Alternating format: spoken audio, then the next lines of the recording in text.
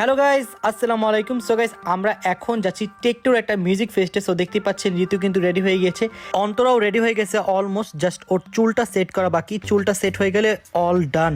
So guys, আমরা এখন তাড়াতাড়ি করে রওনা দিয়ে দিচ্ছি, কারণ আজকে আমরা অনেক ব্যস্ত, কারণ আজকে হচ্ছে আমাদের দুবাইয়ের ফ্লাইট।